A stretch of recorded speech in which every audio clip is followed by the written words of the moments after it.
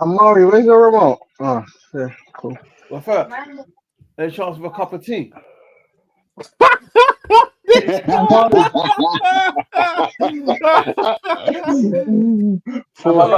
Jesus Christ. This guy ruling his house with an iron fist, you know. It's not that I'm fine funny. I find the fact that like he's still like, oh, you Northerners are supposed to be struggling with this cold, and someone please make me a cup of tea. It's like November the fucking 18th or something. No, what I'm saying is, what are you gonna do in January? No. Listen, that's you misunderstood. I'm saying if it's cold down here, up there it must be crazy. I said, unless there was no madness. Are you one of them? We don't feel it, mate. Bro, are you one of them over strict fathers with the thermostat? Like one of the kids will reach out, don't touch it. Remember Pluty Tang with a belt? Like, no, that's you, man. He just throws his tiger slipper. Just woof. Man, I got those Eddie Murphy mom boomerang skills, man. Yeah, exactly.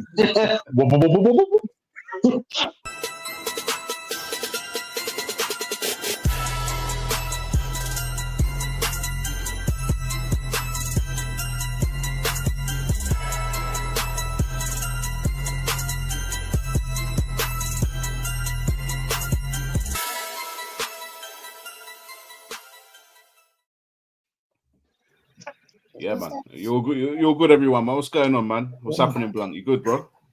Yeah, sound back after a bit of a hiatus. Okay. Tiny good father, man. Glad to see you back as well, brother. Yeah. It's been a minute. Works are run. And the big question that we all want to know is, did JD get his cup of tea? It's in the pipeline, man. You'll see it in a minute, man. It's coming. Oh man, that's funny. Don't forget to like, subscribe, comment, share. Please, we'll read out your comments while we're on pod. We'll get to them. Don't worry. Yeah, man. Obviously, international break at the moment, man. Everyone I talk to when it's international break is just like, oh man, like, can't wait for Prem to be back. Like, yeah, man. Yep. Just glad this shit's about to be over. Yeah, trust me, man. Pointless friendlies like the Brazil one, man, like Gabriel getting injured in a pointless friendly. I was fuming about that. He could be out for 2 months over a friendly game. It's like, for me, if you're not playing competitive football in the international break, don't have any games, man. Like, we're the one paying his wages and that. And he just goes there, gets injured like that. I'm fuming. And it's not just Gabriel. There'll be other players as well, man, getting injured on international duty. It's not the one. The one. But international is a big thing for the players, though, man. Like, it's a massive thing to play for your country. Yeah, I suppose from their point of view, man. But I'm being a selfish fan right now, man. Yeah, but you gotta look at it. You see, even when you was younger, yeah, and you got called up to play for the borough. You get me? You might be playing for your ends, innit? You know them ones. Aside from school, you get called up for that. That's a massive thing, you know them ones. So I'm sure the international stage for the players actually means a lot more than it does for us fans sometimes, you know them ones. Definitely.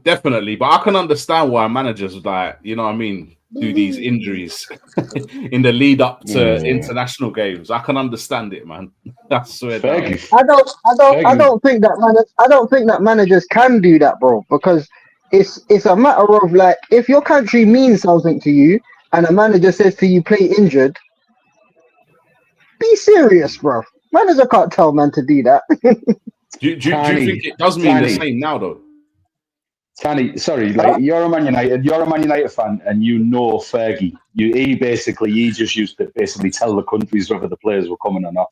Like, it was basically like, if United had a big game and England were playing fucking Macedonia in a fucking pointless friendly, none of them players were involved at that time. I definitely understand that, innit, for like friendlies, innit, but for actual competitive games, yeah. But for me, it's your country, bro. If your country calls upon you, bro, you gotta go. I personally, Buck will tell you, I think international football is dead. we've been blessed with too much brilliance in the league. You know them ones. So for me, international football isn't so entertaining and all of that stuff. But it's not like it I used to be, is it? Yeah, definitely like not. it used to be. Definitely not. man. But I understand it. Listen, controversial take, bro. I don't give a toss how England do, bro. Like, I just don't give a toss. Like, to be honest with you, if I'm buying any shirt for any team in this World Cup, it's gonna be Jamaica, because we're gonna be there. Shit. Man, you're gonna get embarrassed again, you know. Well, Argentina just listen. You could talk destroyed you about us last getting time. embarrassed. Let's see already on. Just make it once. Make it once. Fair enough, man. Fair enough. I wish, man. Listen, you know what? Yeah, I was chatting to one brother who grew up in Freetown, man. He was telling me, he goes, you see, before the Civil War broke out in Sierra Leone, we had a group of players that everyone had such high expectations for, and then everything obviously. What do you mean the village ate them, you donut? I'll talk about this island boy, blue rice eating island boy over here, man. Like, you had a couple of players, and then they became stew.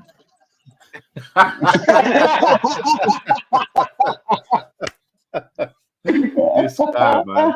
This guy. Listen, all my African brothers that watch this show, man, he's fair game.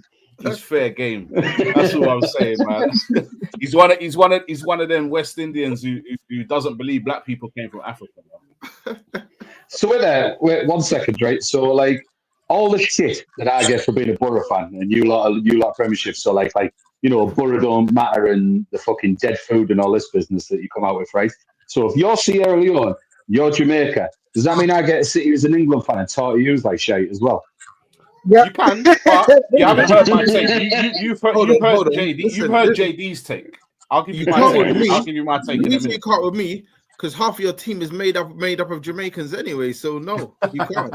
Hey, whoa. Saka, I don't remember him being Jamaican. I don't remember Eze being Jamaican. Who are the Jamaicans in the England team? I'll wait. Exactly. Sorry. Listen, you lot are good at athletics, and that's it, man. Because you used to running from the police, innit? Bellingham. What are you Jamaicans are used to running from police. That's why you're breaking all track and field records, bro. But when it comes to football, don't play, bro. We forgot about Jude Bellingham. Yeah. Where's he from? Jamaica. What are you talking about? Are you sure? Yeah, 100%. Or is that one you're trying to claim? Nah, bro. Have you noticed how Jamaicans try to claim everything? These Jamaicans try to claim everything. Man. Not everything belongs to you lot, man. You Bellingham can play. Well, I'll tell you what, the way it's going for Bellingham with this little spat that he's had with Tuchel, you can expect fucking McLaren on the phone to Bellingham's dad trying to get him to switch allegiances in. All right. You know what, man? And you know what, man? Honorary mention for Steve McLaren, man. He's redeemed himself in my eyes, man. Redeemed himself. Steve McLaren. Even after that Dutch accent when he went to Alkmaar or whatever it was. Listen. He's got the freedom now to wear one of those dreadlock hats. I'm telling you, man. Steve McLaren can do it. Listen, man. Let's stop talking about Jamaica, man. All you get is scraps of players who don't want to play for England because they ain't gonna get a game, man. That's the only players you don't get anyway, man. Wait. Mason Greenwood, man. Big bad Mason Greenwood, yeah. What are you talking about? Mason Greenwood ain't getting selected for England. That's why he's playing for you lot. Do you think he'd be playing for you lot if he were getting selected for England? Yeah. He wouldn't be there, bro. No. I'll take it. But he might force his way in. In fact, he didn't even say yes straight away. He didn't even say yes straight away, man. I had to broker a deal with him, man. A deal that involves some chicken feet and that, man. I know you Jamaicans love eating chicken feet, bro. Anyway. Never had it in my life, man. Don't lie, man. He told me that the feet are good for picking your teeth afterwards, and man, he's a liar, bro. Anyway. What's that? Chicken foot, that one, the one with a nail in it. Man tried to offer me chicken foot stew, bro. I was like, I'm good, bro. I ate already, man. I didn't want to be rude, innit? Anyway, moving on, man. England. What I want to know, first of all, let's talk about what their chances are. Because my take on it, I'll give you my take now, Blunt. I wouldn't call myself an England fan, but I like to see certain players do well when they play for England. You know what I mean? And I'm not just talking about Arsenal players. There's certain players that play in that squad that I think, I want to see you do well. But I can't say I'm an England fan. And that's political reasons for me personally. And I'll leave it at that. But, I like to see certain players do well. What are England's chances, man? I'll start with you then, Tiny, because we've kind of been hogging the limelight so far. What do you reckon England's chances are in the upcoming tournament? They got a good chance if they actually perform in it. The problem for England, for me, is that in all of the qualifying stages and everything, the teams that they play are such far level below them that they don't get to compete with actual better teams. So when they do, it's like you don't know what's going to happen because the majority of the time they're playing a lot weaker opposition. So I think they got a very good. Or do you think it's the pressure of being that far in the tournament? Do you think that they can't handle the pressure, or you don't think it's even that? I don't think it's the pressure or anything because, as you know, the England team, the players are all like playing Champions League and all of these other big competitions. So I don't see why going further in the international competition would be such more pressure than any of that. But I just think that they got a very good chance because the team itself, they got wicked team in it. But whether they gel and do what they're supposed to on the day, just to be seen in it. Where do you have them going? What stage do you have them reaching? At least quarterfinals they should, but it's all on performances, isn't it? Okay. What about you, Blunt? Where you got England getting? How do you fancy their chances in the World Cup, man? Do you know what, right? Touching on what Tani said there, like the qualifying campaigns are so fucking pointless. I mean, we've just finished there an entire campaign without conceding a goal. So you haven't seen this team get tested. Do you know what I mean? It's like they go to look at the fight game, when you get these fighters that are going to be superstars and they just put them in against 8 or 9 journeymen at first, where they're not going to put a dent in them. So you're not going to know until you see them on that stage against world class opposition. I mean, obviously under Southgate, the football wasn't great. Tactically, it wasn't great, but he brought that group of players together and they played as a team. And ultimately, man for man, talent for talent. We had as much on the field as your France's, as your Argentina's, as your Brazil's, whoever you want to say. We're up there with them. You look at it this way, I don't think we've missed the semi-final since, I think, what was it, 2016 we got a semi, and the quarters in 2018. And then we've had, 2 finals and a semi-final. You'd expect that, but we haven't seen the way Tuchel's team's going to perform. I think we've got a good chance, though. I mean, if the one thing I have seen when I've watched Tuchel's England team is they do keep the ball a lot better than in the Southgate. And if you're going to go in the United States in July, when it's going to be fucking maffing hot, you've got to make that ball do more work than the players. If you can make the ball do the work in that sort of humidity in that climate, then you've got as good a chance as any. So I'd be looking at least semi-finals for this England team, looking at the current sort of world climate football, international football now. European teams don't usually fare well outside of Europe in World Cups. Germany did it, but it's been done. It's been done. Yeah, Germany did it, didn't they, in Brazil? What about you, JD? I see you got your tea there, man. Yeah. Shame about the cup. Hey, Mark, I thought I saw a ticket on that cup. Man.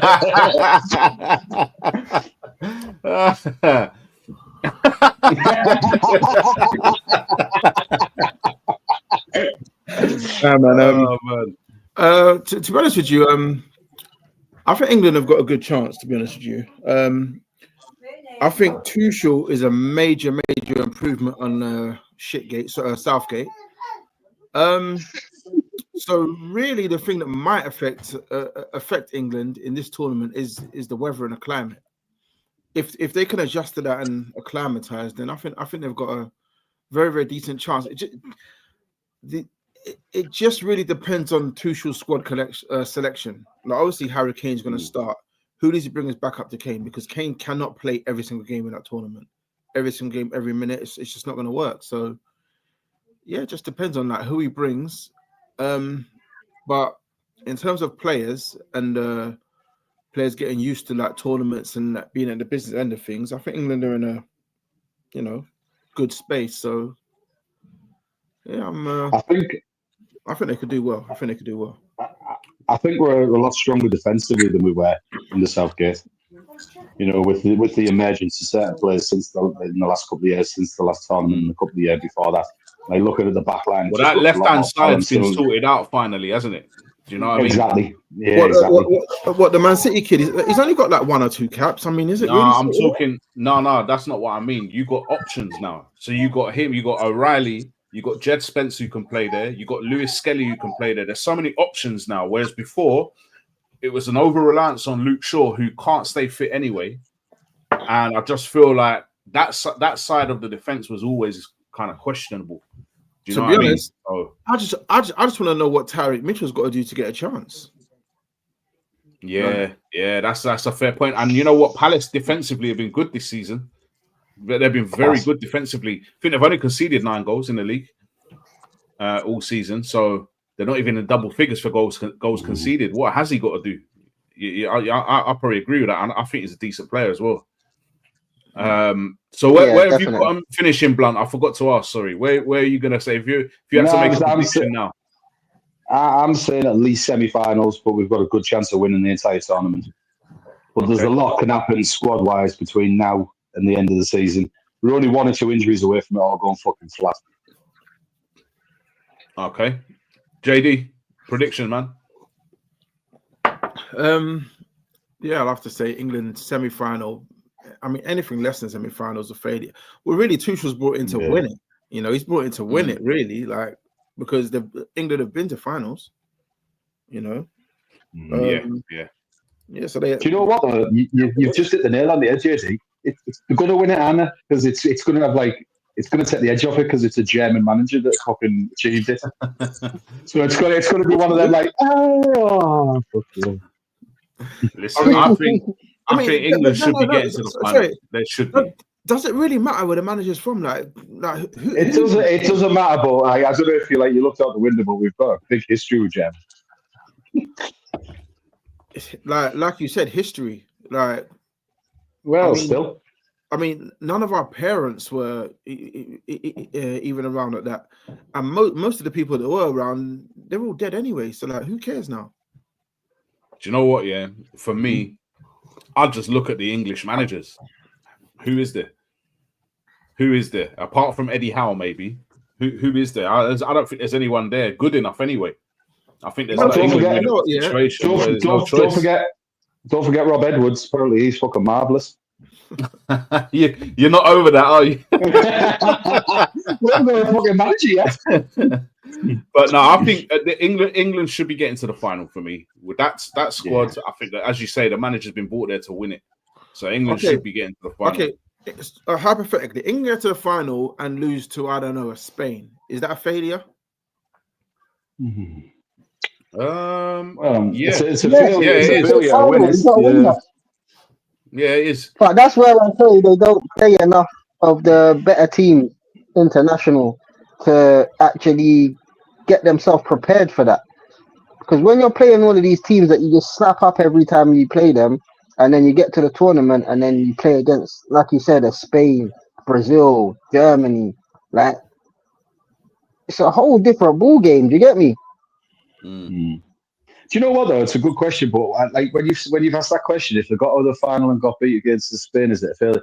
I'd say yeah. If they got to a semi-final and lost, you think, fucking well, there you go. It's like the almost guys again. But because we've now choked 2 Euro finals, one against Italy and one against Spain, where we should have arguably won both games, I think if they went and done it for a third time now, if we lost in the final, I think that'd be a bit of pill to swallow, as opposed to getting to nearly there. It's always easier to lose a semi-final than it is a final. I think it's how you lose as well, because if it's they've given a good showing, unlucky, maybe penalty, something like that. Do you get me? I don't think With the blow England's will history be. with penalties, England's history of penalties, a penalty loss would be bad for them. It'd be bad, bro. No, but a penalty loss is what a penalty loss is what England are used to, innit? Do you get me? Just don't let the black players take them. Yeah, no young black players taking pens, please. Tuchel is gonna be the fool guy. Triller there saying he's gonna be the fool guy. I'm assuming that he doesn't think England can win the World Cup. I have another question though. Who should Tuchel be taking in the midfield? We've got some players here, all in contention. They can't all go. What I want to know out of these 8 players, which 3 start and which 3 sit on the bench, and which 2 would you drop? So you got Declan Rice, you got Rodgers, you got Foden, you got Bellingham, you got Anderson, Eze, Wharton, and Palmer. Okay, JD. so is this in reality or opinion? I want both. I want your opinion, and then who you think Tuchel will end up taking. All right, in my opinion, Rice and Anderson start. They're nailed on. I mean, from what we've seen recently, I think he probably have to go with Bellingham to start. That I think that makes sense. He's got more big game experience than any of the others, and better player than most of them as well. So that's what I think should happen. Anderson, Bellingham, and Rice to start. In terms of who I would drop, I don't think Cole Palmer should go. And probably, who else would I leave? Palmer and maybe, I wouldn't take Rodgers. I think Foden's better, but, Eze better as well. So, that's what I'd go with. Rodgers and Palmer would drop out for me.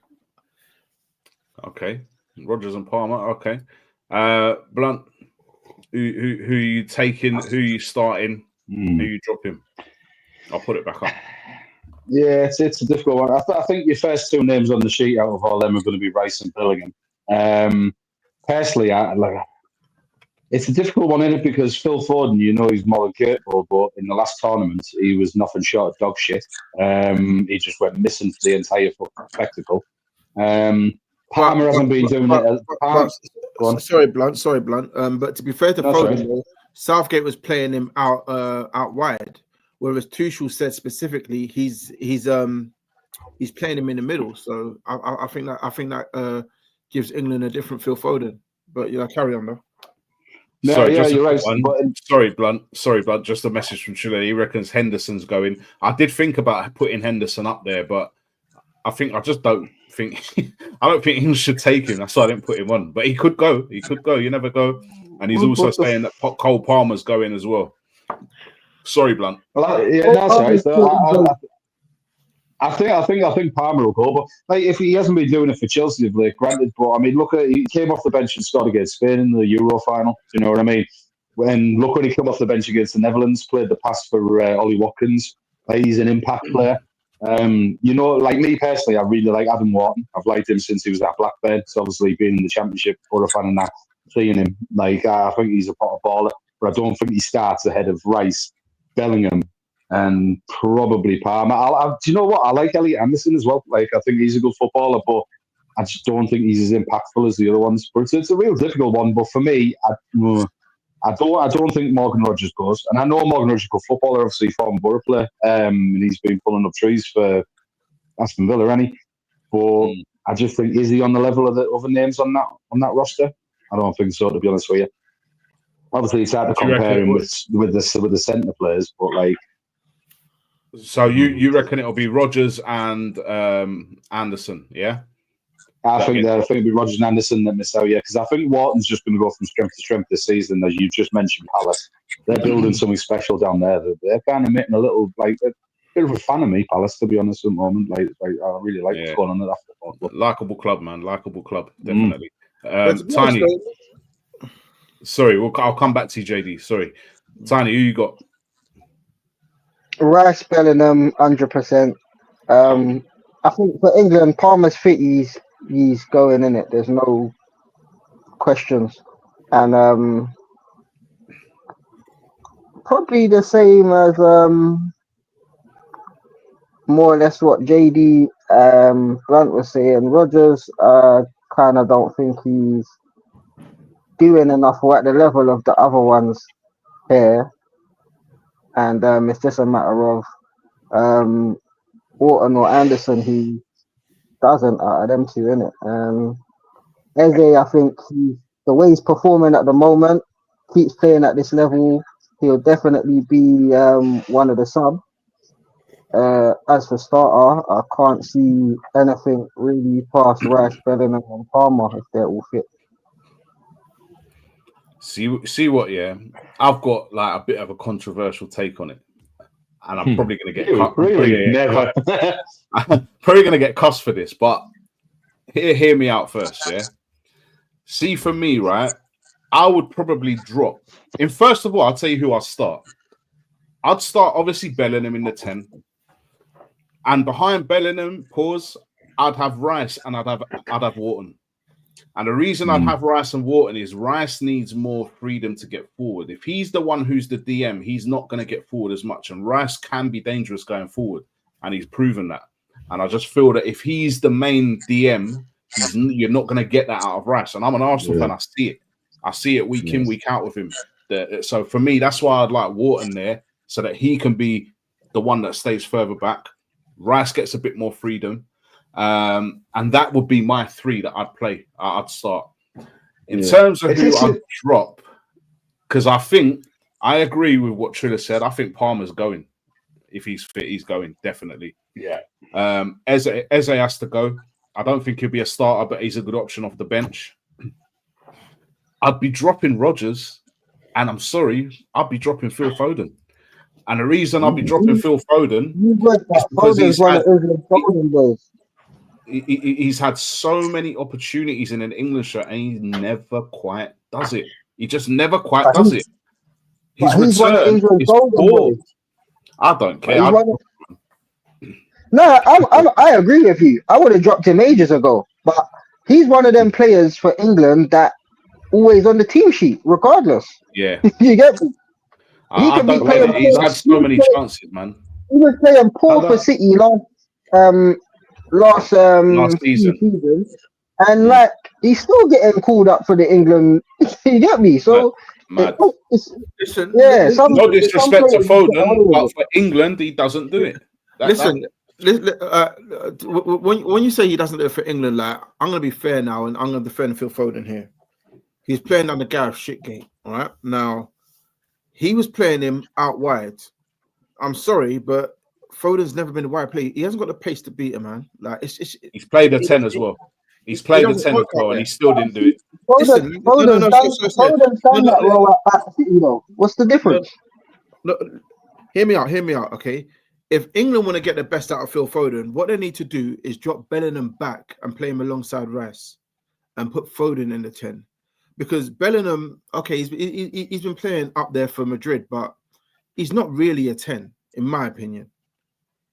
Drop Bellingham back, him and Rice, double pivot with Foden in front of them, and you'll see a potent Phil Foden and a potent England.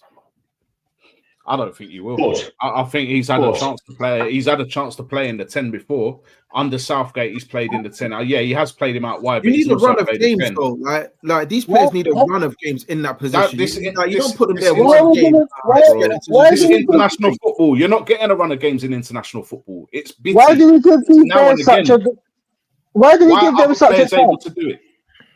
Why do we give them such a chance? The level of players that they're playing against is worse than the league. What are we doing there? Foden was playing against teams, internationals, and not getting nothing. No assists, no go. Like, I don't get why these men get so much leeway. You lot are supposed to be the top flight of footballers, and you're going to play against bloody Montenegro and these teams, and you can't do nothing. Bro, I can't hear it. Play left, play right, play wherever on the pitch. You should be twisting up these men and slapping. Harry Kane does it every single England game. No, nothing. Send me the ball. I'm putting it in the net. Yeah, because these men ain't on my level. Simple. It's a fact. It's a fact. If you look at other players, Cole Palmer's played in different positions and he's performed better than Foden. Eze's a number 10. He's played out on the left. He's played better than Foden. And it's like, for me, how many opportunities are you going to give this guy to perform? I just don't think. Sometimes it happens. If you look at certain players, look at Lampard. All the goals he scored for Chelsea, but he was never that guy for England. He always got outperformed by Scholes. He always got outperformed by Gerrard. And it just, for England, it didn't quite tick. Perfect segue there for what I've been trying to say. When you're on about Foden getting forced out wide and not doing the business, look at Paul Scholes, who is one of the greatest centre midfielders this country's ever produced, right? He got forced out wide left by Gerrard and Lampard, but he still turned up for England and he's still done the business. Do you know what I mean? When he was needed. And Gerrard as well. Paul Scholes retired from international football early. What do you mean he turned up? What when he turned up, when he got forced out wide? You might not remember this, when he got forced out wide left and got 2 goals in the game in the playoff against Scotland, when he was made to play out wide left and he was getting goals in World Cup group games. All right, mate, do you need to have a longer memory? Can I just point out, Gerrard as well. Gerrard was pushed out left as well, and Gerrard still performed. So for me, if you're that top guy, I agree with what Tiny said. If you're that guy and you're meant to be that guy and you can't perform and you've had chance after chance after chance, for me, getting dropped straight up. And also as well, couple of comments. Sorry, Blunt. Let me get the comments done. Sorry, bro. So can we eat something? I don't know what that's all about. But I suppose thanks for the comment. And Triller is back as well. I'd keep Rodgers. I'd drop out Foden. Yeah, I agree. Get Foden out of there, man. Like, no disrespect. Great for City at times, but for England, just isn't that guy. Whoa. Sorry. Wales are winning 7-1. What the hell? Who they playing? North Macedonia. I know they're not playing Brazil, but 7-1 like for Wales, man. That's big, man. And Scotland. Scotland look like they're ballsing up their opportunity to make it to a World Cup. Oh, well. Shocker! Right now we've got the big one. Pause. The North London derby. I said pause, bro. The North London derby, man. It must be, face, man. Must be your internet, man. Must be your internet, bro. Go wash your face, man. It wasn't about the pause. It was about the North London derby. Anyway, North London derby. We've got 2 teams. We've got Arsenal who haven't lost at home. We've got Tottenham who haven't lost away. Someone's O has got to go. Simple as that. Or it could be a draw. But either way, the record's gone. The unbeaten, the 100% is gone for somebody or for both teams. I'm going to go to the neutrals first, JD. You look like you're itching to say something. I'm good. What's your take on the upcoming North London derby, and which way do you see it going? I'm not. I am neutral, but I'm not that neutral. You know what does that mean? What does that mean? Well, you know, I've always had a bit of a soft spot for Arsenal since like that early 2000s team. You know what I mean? But I can't see Spurs doing it. I really can't.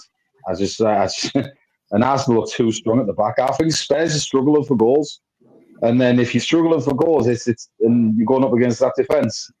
I don't know. Like, don't get me wrong, it could be a nightmare of a game. It could be a proper shit stick of a game where you just nick it again with a fucking set piece, whether it be early on or late on. But hopefully, it's a good game. But I don't see Tottenham getting anything out of it. I really don't. I just can't see it the way they've been recently. Okay. 5 games ago, maybe they've got a result. What do you reckon, Tiny? How do you see it playing out? Can't lie, I'm not sure, you know, Black, because I saw he's reffing. Oh boy, yeah, I saw that as well. Oh man, Michael Oliver, the man. Michael Oliver. Jody. Well, he's not. He's a Newcastle fan. But he, you know what I mean? He's a Man City fan. Give him the freedom of Manchester, man. Sir Michael Oliver, what are you talking about? I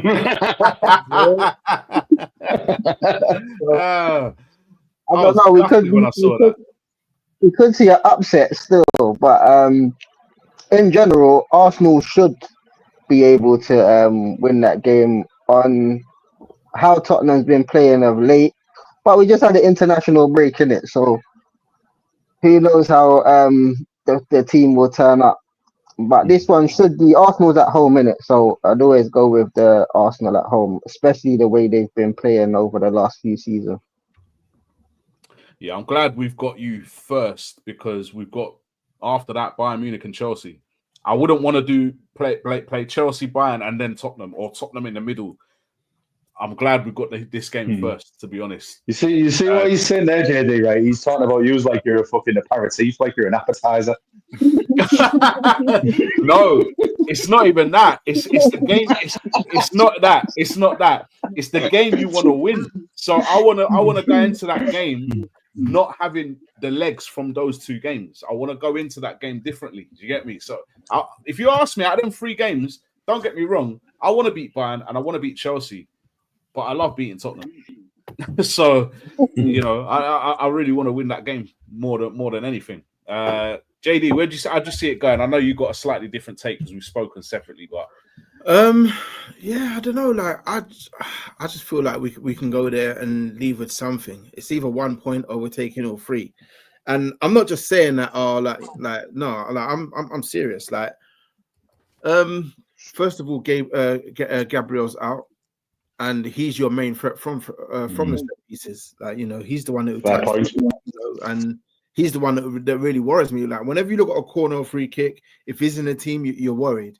If he's not there, you lose that potency for me.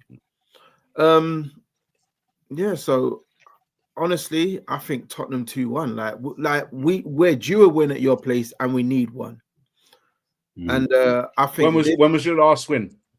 When was your last win at the Emirates?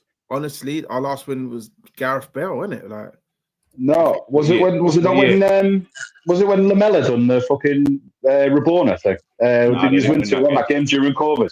No, I think we lost that one or we drew. I don't remember. You didn't win that game. You didn't win that game. No. Was the last? What year? What year was the last time? Our last win was what was that? Was that 2011? Something like that. It is 2011. You lot horrible record. I'm just thinking it had to be around that time. It is 2011. It is. It's 2011.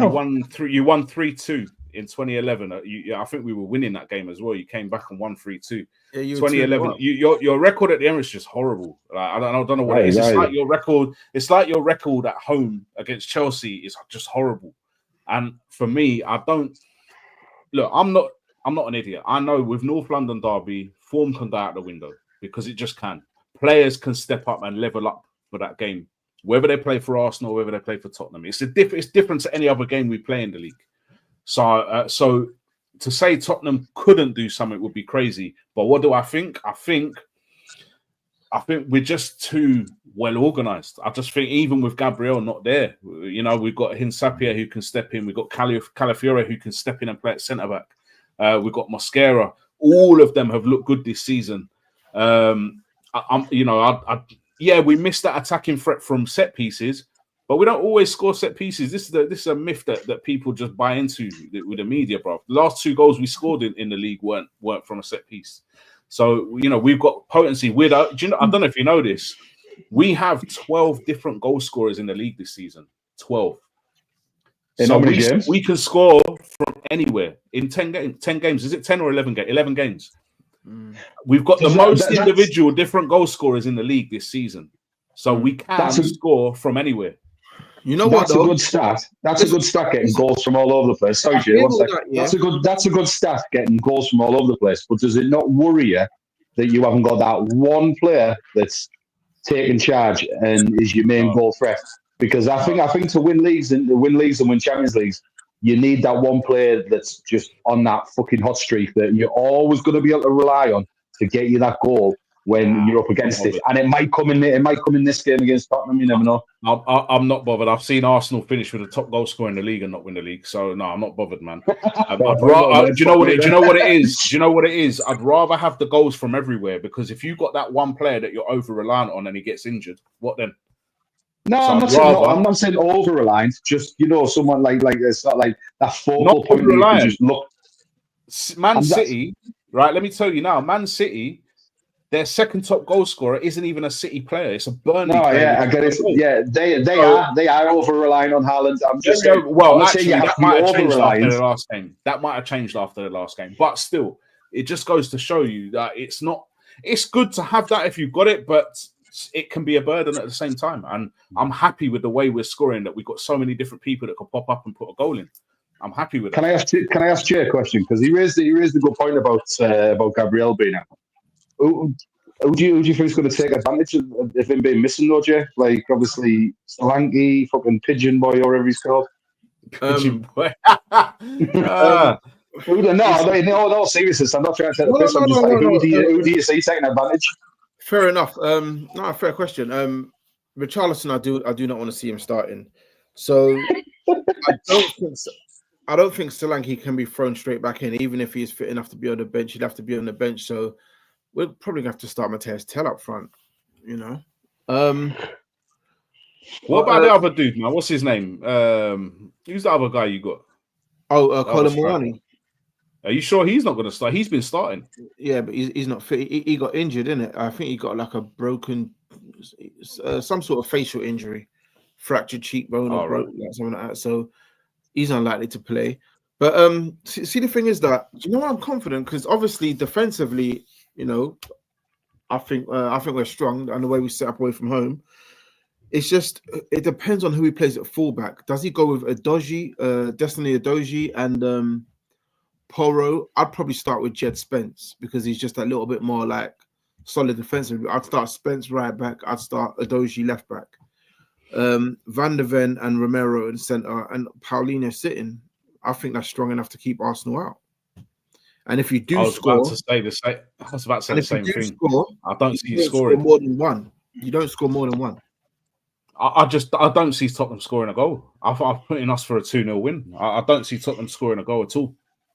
I just don't. I just feel that we're too well organised. As not even just in the defence, the way we defend as a team. Honestly, it's crazy, man. Do you know what? Do you know what I wouldn't mind seeing Thomas Frank do is try something different. And if you're not going to start Matthias Till, just stick Brennan Johnson up front. Just sit everyone behind the ball. Brennan Johnson, on the shoulder of your last defender, just play balls over the top because he's got the pace to get in behind. That's, just do something different, man. Just not Richarlison. I'm tired of that guy. I don't know. I don't know a Tottenham fan sort of rudimental.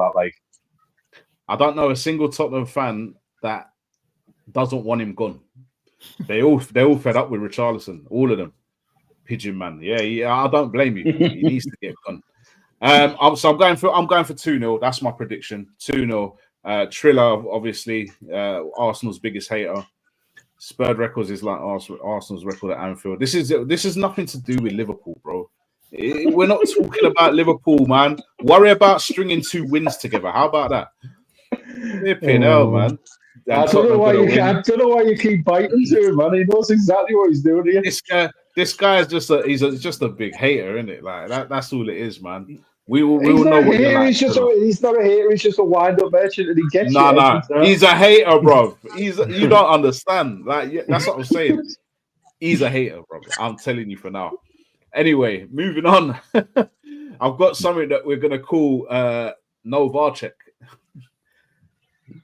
So we've got no VAR check, right? And I've got a few questions that I'm gonna throw up, and I want to know who I'm talking about. It's a multiple choice. So I want to see if you can get this right or not. I'll throw the first one up. I scored, assisted, and scored an own goal in the same game. Who was that? Michael Essien, Gareth Bale, or Jamie Carragher? Oh, it's got to be Jamie Carragher, king of the own fucking goal. So you're going Jamie Carragher. I'm going Michael Essien. Michael Essien. And Tiny? Yeah, I would have gone Essien. And you've gone Essien as well. Answer is Gareth Bale. In 2013, between Tottenham and Liverpool, Bale scored, assisted, and then scored an own goal, all within the same game. That surprised me. I would never have got that. I would have never got that. All right, next one. I've only got a few of these, but next one. I scored for club and country on the same day. Was that Mark Hughes? Was that Romario? Was that Stoichkov? I'm gonna go with Romario because I've heard the story. I've heard the story about him going off at half time for Barcelona and catching the flight back to Brazil. Tiny, who you got? Oh, the flammable. I'll go Romario. I said Romario because he's a madman. Romario as well. Surprisingly, it's actually Mark Hughes.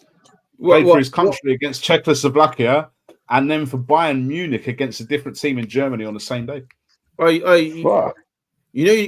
know, I didn't guess, right? So Mark Hughes. No, I thought you said. I swear you said Romario first. I'm sure you did. I didn't say Romario. It was me that said Romario first. I didn't say anything. It was Tiny that said Romario first. So Mark Hughes, 1 point to me, man. I'm not keeping score. Right. We've won the European Cup more times than we've won the league title. Is that Forest, Villa, or Leeds? Got to be Forest. Forest won it back to back, and they're off one league win. Yeah, Forest. Okay. Yeah, because they won the league, then won the European Cup, and then qualified as holders and retained it. Okay.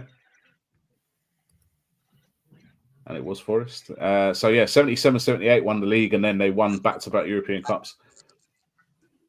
Okay, next one. I once went 13 months without committing a single foul.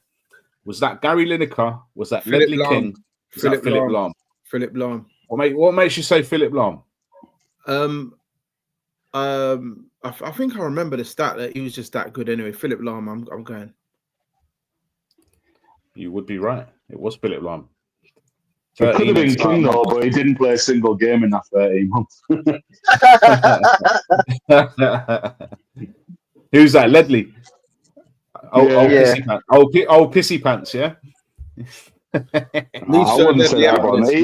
He was a fucking class actor, man, when he was playing, when he was fit. He was he wasn't a class act when he was on a night out, man. He used to piss his pants. Anyway. We went undefeated at the World Cup but didn't win it. Is that Switzerland? Is that New Zealand? Is that Republic of Korea?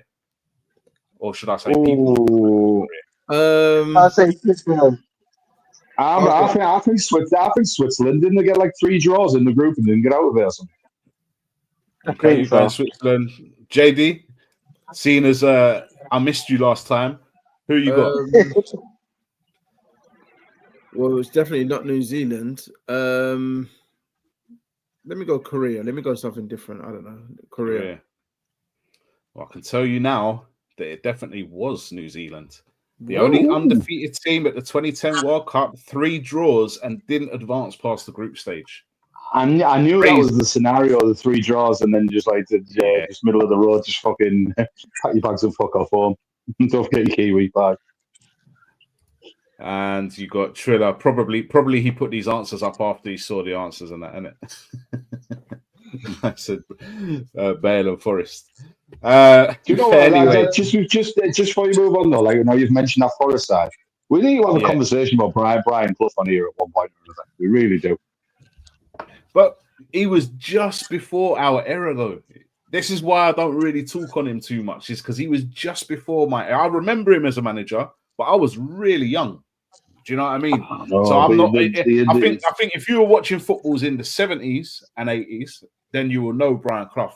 I remember the tail end of his career, and I didn't, I didn't know the success. Oh yeah, because obviously like, I watched all the documentaries and stuff like that, and you see everything about it. With him being a Borough lad as well, like obviously he's a bit more of it's sort of more folklore up here when he went and achieved elsewhere, I suppose. But yeah, I had no idea from Middlesbrough, Yeah, he grew up Valley Road, just near Ayresome Park, round the corner from where Ayresome Park was. Yeah, he played for Borough before he went to Sunderland, before he got injured. He was a fucking goal machine when he was a centre forward. Okay, yeah, I had no idea. No idea. Yeah, there you go, see. Speaking of transfers, what I want to know is who needs what this January? I mean, it's just around the corner now. We'll finish off on this.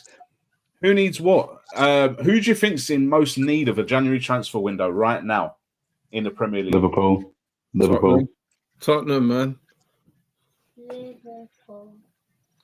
Yeah, you could be right. You could be right, but then you've got Sunderland who are losing 9 players to the AFCON in January. Are they going to go out and spend 9 players, man? That's nuts. Nuts. And typically, Man City get to play them away in January. How typical is that? You'd think it was planned. Anyway, Tottenham get to play them in that January as well, by the way. So I think they've got City, then they've got Tottenham first 2 games of January. So I think Tottenham are at home. So what does Tottenham need, JD? What do you need apart from the obvious, which is a striker? A left winger. We need a left winger. Like, we got no one down the left. I say we need a left winger definitely. And a striker.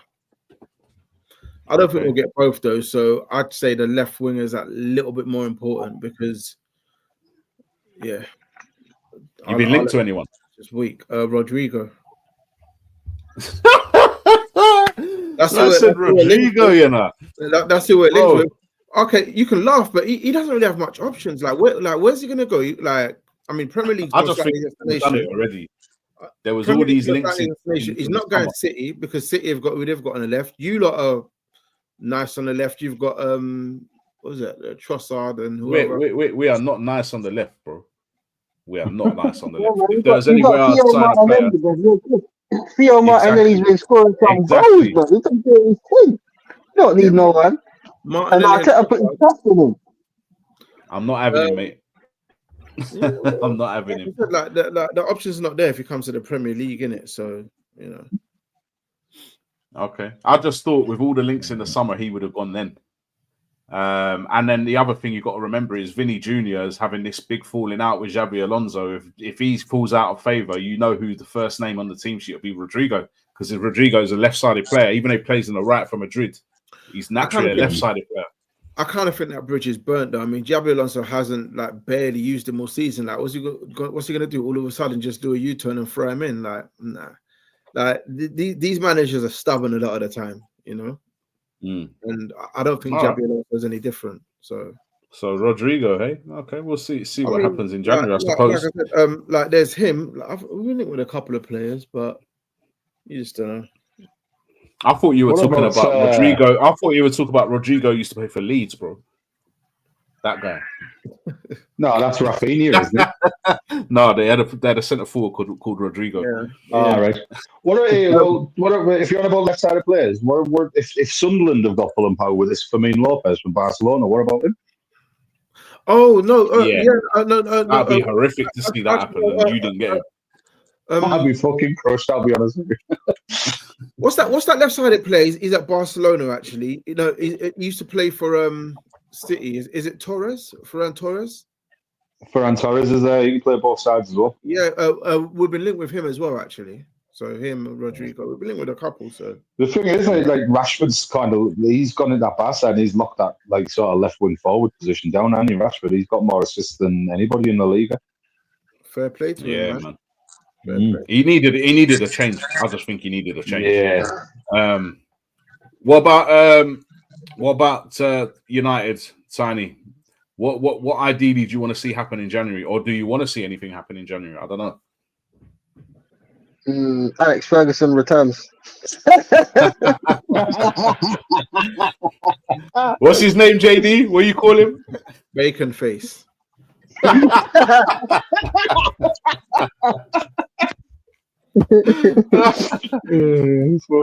too much. Finding this manager that's supposed to put us on course is madness, bro. Just you don't think he's doing it better than you expected, though? You're above Liverpool. He finished. What was it? 15th last season or something, bro. Yeah. Anything's better than 15th, bro. Like anything. My whole thing. Tiny's waiting out for 14th, and he's just like.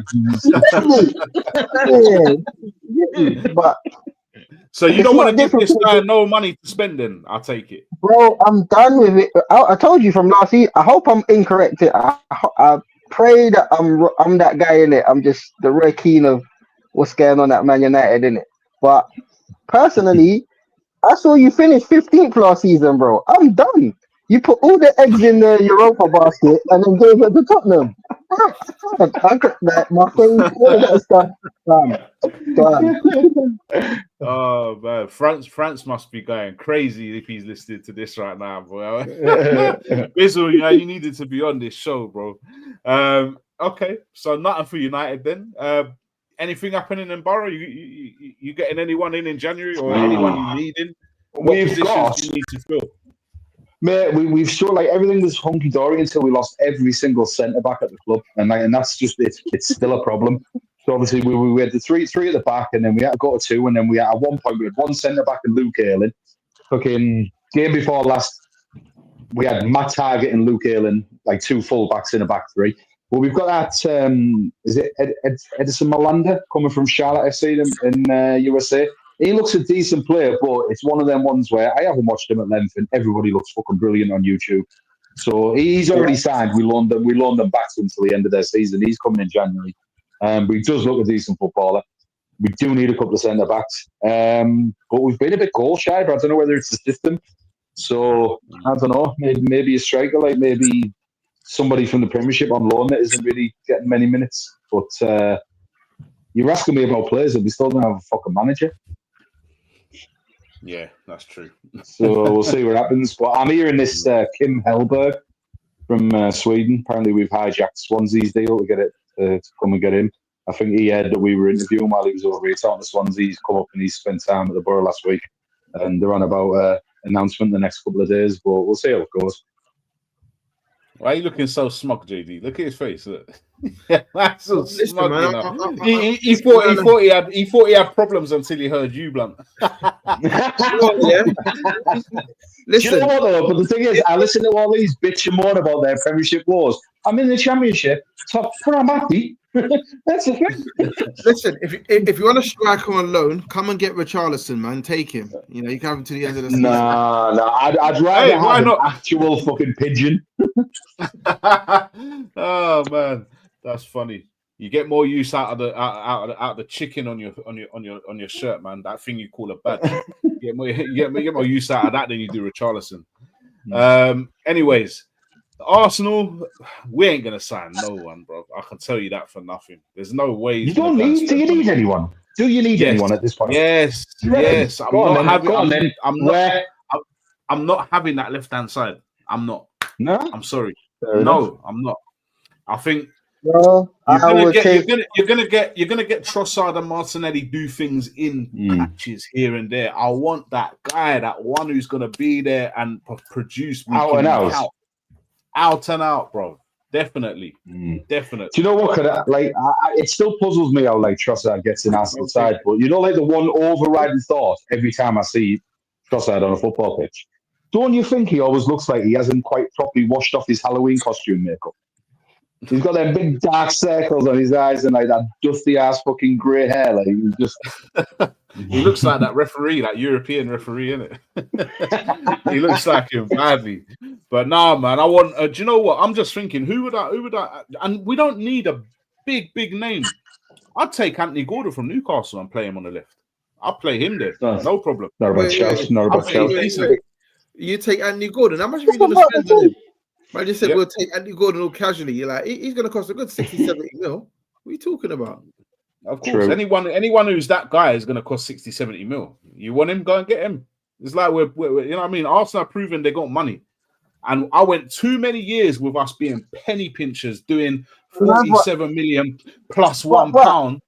I don't care. Go and spend it. You don't have a squad already. You don't need to just add players to the squad for the sake of it. Do you get me? No, if it's not working, I can understand. No, but bro, at the moment, they're both doing what they're supposed to do. When one of them's when one of them gets subbed for the other one, they're scoring goals. I watched Trossard score a banger the other day. I watched Martinelli come off the bench. But he's frustrating, bro. He's frustrating. Whether it's frustrating or not, they're doing what they're supposed to do at the moment. And for you to say get rid of them now, he's mad. Yeah, no, I'm being honest. What about Fermin Lopez from Barcelona? What is it with you and Fermin Lopez? Just somebody please go get him before the Mackens fucking land him. Just please, because that will piss me off. Listen, anyone, please. Anyone just go get him. Listen, man. Been good to have everyone on anyway, man. Don't forget to like, don't forget to subscribe, support what we're doing, help us build the brand, and obviously we'll continue making great content and that. We've got Don't Gas the Belt coming on Wednesday, tomorrow. Yeah, tomorrow night. Yeah, tomorrow. Do you want to tell us a little bit about that? Yeah, well, I think it writes itself tomorrow night, doesn't it? Tomorrow's show.